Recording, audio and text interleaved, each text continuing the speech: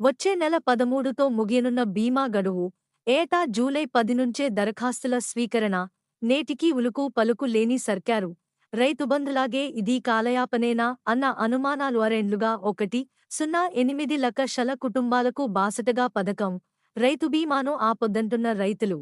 కారణాలతో నిమిత్తం లేకుండా కుటుంబ పెద్దను కోల్పోయి దిక్కుతోచని స్థితిలో ఉండే రైతు కుటుంబాలకు అండగా నిలిచేందుకు కేసీఆర్ సర్కార్ దేశంలోనే అత్యుత్తమ పథకం రైతు బీమాను రూపొందించింది. ఆ పథకంపై ప్రస్తుతం నీలినీడలు కమ్ముకుంటున్నాయి. కాంగ్రెస్ సర్కార్ ఒక్కో సంక్షేమ పథకానికి ఎసరు పెట్టే క్రమంలో రైతు బీమాను పక్కన పెట్టే యోచనలో ఉన్నట్లు తెలుస్తున్నది. అందుకే ఇప్పటికే మొదలవ్వాల్సిన రైతు బీమా ప్రక్రియ ఉలుకుపలుకు లేదన్న విమర్శలు వెల్లువెత్తుతున్నాయి. ప్రస్తుతం అమల్లో ఉన్న బీమా గడువు వచ్చే నెల 13న ముగియనున్న నేపథ్యంలో ఆలోపే అర్హులైన రైతుల జాబితాను సిద్ధం చేయాల్సి ఉంది. ఇందుకోసం ఈ నెల 10 నుంచే రైతు బీమాకు దరఖాస్తులు ప్రారంభం కావాల్సి ఉంది. కాని రేవంత్ రెడ్డి సర్కార్ వ్యవహారం చూస్తుంటే దీనికి కూడా ఎగనామం పెడతారా అన్న అనుమానం సర్వత్రా నెలకొంది. సమైక్య రాష్ట్రంలో రైతులు చనిపోతే దిక్కుమొక్కు లేకుండా ఉండేది. ఇతర రకాల మరణాలను పక్కన పెడితే కనీసం వ్యవసాయంలో అప్పుల కారణంగా ఆత్మహత్యలు చేసుకున్న రైతులకు పరిహారం చెల్లింపుల ఊసే ఉండేది కాదు. పైగా ఆత్మహత్యలను అపహాస్యం చేసేలా వ్యవహరించిన తీరు మరణించిన రైతు కుటుంబాలను మానసికంగా ఎంతో కుంగదీసేది. స్వరాష్ట్రంలో రైతులకు అలాంటి పరిస్థితి ఉండొద్దని అప్పటి సీఎం కేసీఆర్ ఆలోచనల్లోంచి పుట్టిన బృహత్తర పథకమే రైతు బీమా. రాష్ట్రంలో పట్టాదారు పాసు పుస్తకం కలిగిన ప్రతి రైతు నిర్ణీత వయస్సు కలిగి ఉంటే ఏ విధంగా చనిపోయినా తక్షణమే ఆదుకోవాలన్నది ఈ పథకం ముఖ్య ఉద్దేశం. రైతులపై ఒక్క పైసా భారం పడకుండా మొత్తం ప్రీమియాన్ని గత కేసీఆర్ సర్కారే చెల్లిస్తూ వచ్చింది. కారణమేదైనా రైతు మరణించిన 10 రోజుల్లోపే ఆ కుటుంబానికి 5 లక్షల బీమా సొమ్మును అందజేసే విధంగా పథకాన్ని రూపొందించారు. 2018 ఆగస్టు 15 నుంచి ఈ పథకం అమల్లోకి వచ్చింది. భారతీయ జీవిత బీమా ఎల్ఐసి సంస్థ నిబంధనల మేరకు 18 సంవత్సరాలు నిండి 59 సంవత్సరాల్లోపు వయస్సు కలిగిన ప్రతి రైతును ఈ పథకంలో అర్హులుగా ప్రకటించారు. వారి వివరాలు సేకరించి ప్రీమియం చెల్లింపులు చేశారు. 2018 నుంచి 19 వరకు తొలి ఏడాది ఒక్కో రైతుకు రూ. 2,271 ప్రీమియం చెల్లించిన ప్రభుత్వం.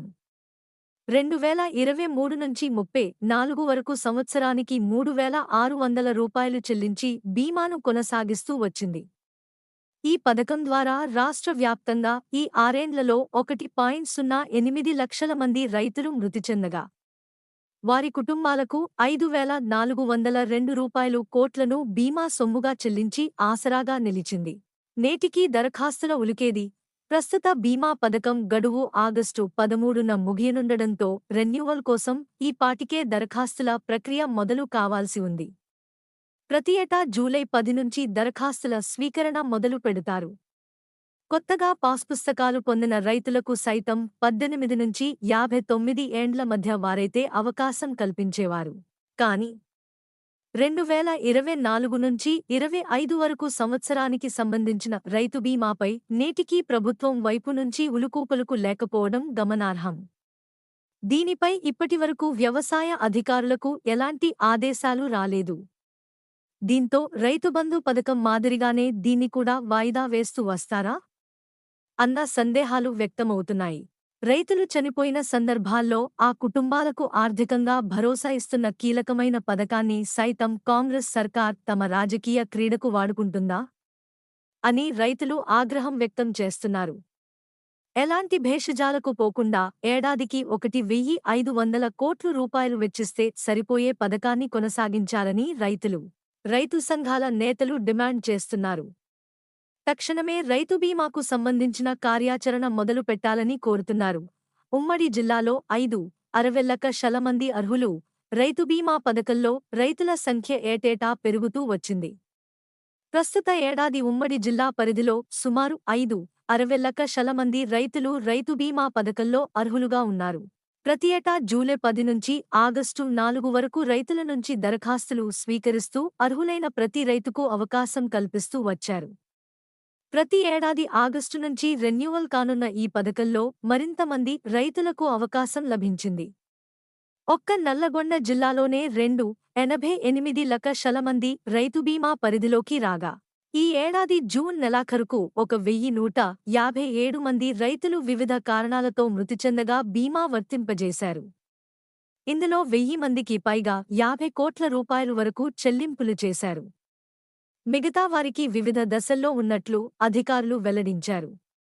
మధ్యలో ఎవరి ప్రమేయం లేకుండా, పైరవీకారులతో పని లేకుండా, పైసా ఖర్చు లేకుండా నేరుగా ఈ సొమ్మంతా రైతు కుటుంబాలకే చెందింది. దీంతో రైతు మరణించిన అనంతరం ప్రభుత్వం చెల్లిస్తున్న బీమా సొమ్ము ఆ కుటుంబాలు నిలదొక్కుకునేందుకు ఎంతో ఆసారాన్నిస్తుంది. అప్పులు, ఇతరత్రా ఆర్థిక అవసరాలను తీర్చుకునేందుకు ఉపయోగంగా మారాయి. మన ఛానల్కి సబ్స్క్రైబ్ చేసుకోండి, లైక్ చేయండి మరియు కామెంట్ చేయండి. మీ సపోర్ట్ మాకు చాలా ముఖ్యం. కొత్త వార్తలు మరియు అప్డేట్స్ కోసం బెల్ ఐకాన్ని నొక్కండి.